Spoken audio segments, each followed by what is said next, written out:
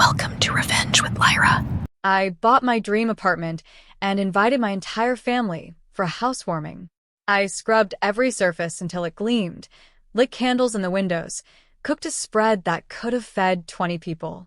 I set out wine glasses, laid flowers across the dining table, and waited. But no one came. At first, I told myself they were just late. Then I refreshed the group chat. Silence. Minutes stretched into hours. My food went cold. My chest sank lower with each passing tick of the clock. Finally, curiosity turned to dread. I checked social media. And there it was. Photos of my parents, my sister, my aunts, all smiling in front of my brother's new apartment. Toasting. Laughing.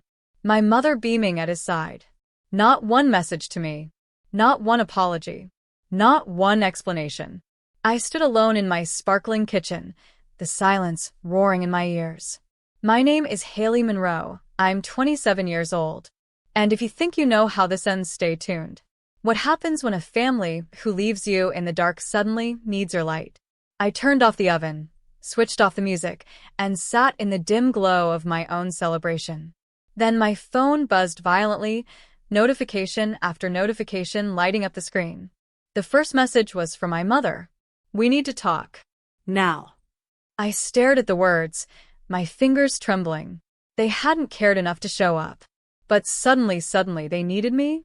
I didn't reply. I let the screen burn bright with her demand, the silence on my end sharper than any words I could send. And in that moment, I knew this was only the beginning. To be continued. The next morning, my phone was still buzzing with unread notifications. Missed calls. Voicemails. A string of texts from Mom, growing more frantic by the hour. "Pick up. Don't ignore me. This is serious, Haley." For a family that couldn't spare one evening for my housewarming, they suddenly acted like I was the center of their universe. I didn't answer. Not yet. Instead, I brewed coffee, sat by the window of my sunlit apartment, and scrolled through last night's photos again. My brother's smug smile as he cut into a cake. Mom kissing his cheek. Dad holding up a glass of champagne. And there it was, the caption under my sister's post. "So proud of our golden boy, finally settled into his new place. Family over everything, red heart. Family over everything. Except me." By noon, I finally played one voicemail. Mom's voice was shaky, stripped of its usual superiority. "Haley, something's come up. It's complicated. We need your help. Please call me back." I almost laughed. Help. The same woman who told me I was just average, the same parents who never came to my graduations now needed me? I tapped my fingers against the mug, my silence louder than any curse. Another text arrived, this time longer. "We made a mistake last night. We should have been at your place. But there's something important we need to discuss. It's about the family finances." A call immediately. Finances. There it was. The real reason. Not guilt. Not love. Money. I leaned back in my chair, smirking. For the first time, I realized they hadn't abandoned me out of forgetfulness. They had chosen him again. But this time, I was ready to choose myself. To be continued. By evening, curiosity got the better of me. I finally answered one of Mom's calls. She didn't waste time. "Haley, thank God. Listen, your father and I need to talk to you about a small situation." Her voice trembled on that word, situation. I stayed quiet, letting her fill the silence. "It's about your brother's apartment," she continued. "He stretched himself a little thin with the down payment. The bank called. They're asking questions." I closed my eyes, pinching the bridge of my nose. Of course. My brother overspent, and now they wanted me to clean up the mess. Dad's voice boomed suddenly on speaker. "We thought you could step in. You've been saving, right? You're responsible. If you helped cover some of the payments for a while, it would give him room to breathe." I nearly dropped the phone. "Me? After you skipped my housewarming to celebrate him? After 15 years of pretending I don't exist?" "Don't be dramatic," Mom snapped, the sweetness gone from her tone. "You're single, no kids, good job. You can spare it. Family sticks together." I laughed, sharp and bitter. Family sticks together? You couldn't even sit at my table for one night. You toasted him while I sat alone in the dark. And now you want my money? There was silence. The kind of silence that tastes like fear. Finally, Dad cleared his throat. Haley, don't make this harder than it has to be. It's just money. Exactly, I said coldly. My money. My life. And for once, it's not yours to take. I hung up before they could reply, my hands shaking, not from guilt, but from power. For the first time, the leverage was mine. To be continued. The next morning, they doubled down. Mom showed up at my apartment uninvited, tapping on the door like she still owned the keys to my life. When I opened it a crack, she tried to smile, her voice syrupy. Sweetheart, we didn't mean to upset you, but you don't understand how serious this is. Your brother could lose everything. I crossed my arms. He should have thought about that before signing papers he couldn't afford. Her smile faltered. We told him you'd help. You've always been the dependable one. Please, Haley, just a little loan. We'll pay you back. The word loan hit me like a bad joke. I thought of the birthdays they skipped, the graduations they left early, the years they told me I'd never be as special as him. Now suddenly my dependability was their lifeline. Funny, I said, how I'm dependable when you need money, but invisible when you're celebrating milestones. Behind her, Dad appeared in the hallway, his tone hard. Stop being petty. You owe this family. I felt something inside me snap, not with anger, but with clarity. No, Dad. You owe me. You owe me 15 years of dinners where I sat ignored.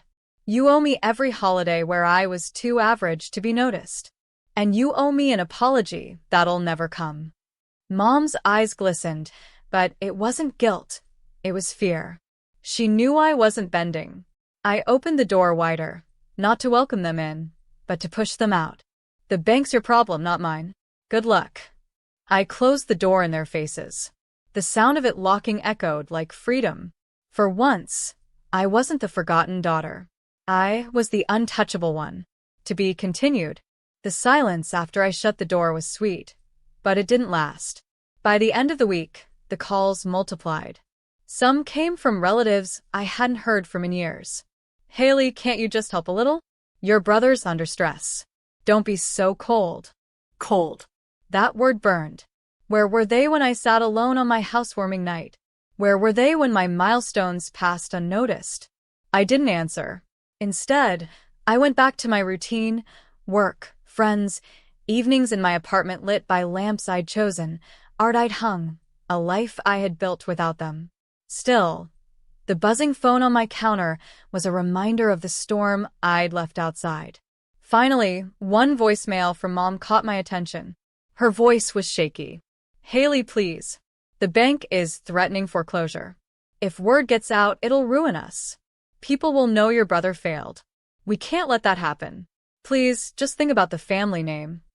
I almost laughed out loud. The family name. The same name that had left me off invitations. The same name that never clapped for me, now dangled in desperation. That night, I sat at my desk and pulled out the paperwork for my apartment. Paid in full. No cosigners. No debts. I took a photo of the deed, the one with only my name written in bold. I typed out a caption and saved it, waiting for the right moment. Built this life without anyone's help. Some stories tell themselves. The power wasn't just in refusing them. It was in letting them realize slowly that I had already won. And for the first time, I wanted them to watch me shine without their shadows. To be continued. Easter weekend. The message I'd drafted sat saved on my phone. I hadn't posted it yet, but the temptation grew stronger with every desperate voicemail. On Saturday, my brother himself finally called. His voice was thinner than I remembered, pride chipped away. Haley, I know we've had our differences, but you can't just sit back and watch me lose everything. You're my sister. You're supposed to help. I let his words hang. Then I asked calm and sharp, did you think about me when you all skipped my housewarming? When you toasted your new place while I sat alone? Was I your sister then? He went quiet. The silence told me all I needed to know. That night, I opened my social media. One photo, the deed to my apartment, my name bold and clear, paired with the caption I'd written days ago. Built this life alone. Some stories tell themselves. Within hours, likes and comments poured in. Friends from work cheered me on.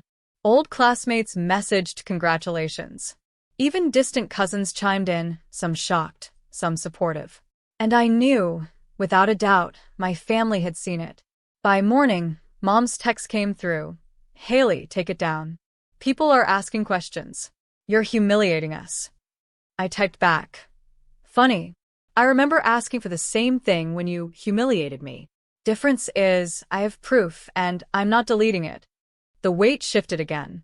For years, they held power with silence, with favoritism, with exclusion. But now, their silence was the prison, and I was the one holding the key. For the first time, their shame wasn't my burden. It was theirs alone. To be continued. By the end of the month, the ripple effect of that one post had spread everywhere.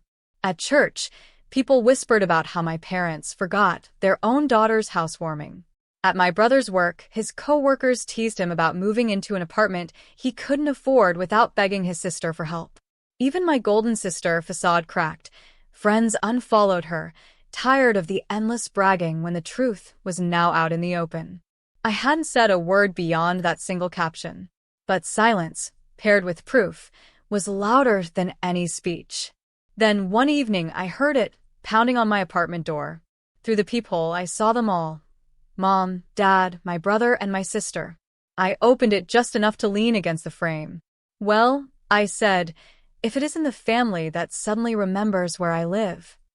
Mom's mascara was streaked, her tone desperate. "Haley, please. Take it down." We can't go anywhere without people whispering. Your brother's reputation is ruined. We're drowning in humiliation." Dad's voice, usually booming, cracked. "We made a mistake. We should have been there for you. But don't destroy us over one night." I let them stand in that silence, the irony thick in the air. One night. For me, it had been years of nights, birthdays, holidays, milestones ignored. Finally, I said softly, "You taught me I was disposable. Now the world sees the truth. You disposed of me first." My brother tried to step forward, but I raised my hand. "You don't get to rewrite this anymore. You left me alone once. Now you get to feel it too." Their eyes dropped, heavy with shame, and I shut the door. To be continued. Thanksgiving came again, and for once, I didn't dread it. My apartment glowed with warmth, candles lit, friends gathered, laughter spilling out of the kitchen. The table was full, not just with food but with people who valued me. There were no empty chairs waiting for family who never showed. As we raised our glasses, I felt a peace I hadn't known in years. No performance, no pressure, just belonging. Meanwhile, across town, the story was different. A cousin texted me a photo from my parents' house. A sad-looking turkey, burned on the edges, my brother and sister glaring at each other, my parents forcing smiles through silence. The caption read, "It's not the same without you." I didn't reply, because that was the truth. They had built their holidays, their family image, their pride on my silence and my service. And when I stopped showing up, everything they thought was solid collapsed. Later that night, as my friends left and the laughter faded into quiet, I stood by my window overlooking the city lights. My phone buzzed again, a voicemail from Mom, her voice heavy with regret. "Haley, I'm sorry. we should have been there. We lost sight of what mattered. Please call me." But I didn't. Because poetic justice isn't loud. It doesn't need shouting or vengeance. It's the raw turkey on their table, the whispers in their circle, the silence of a daughter who finally chose herself. They wanted me invisible. Instead, I built a life too bright for them to dim. And for the first time, I realized I wasn't the forgotten one. I was the one who walked away whole.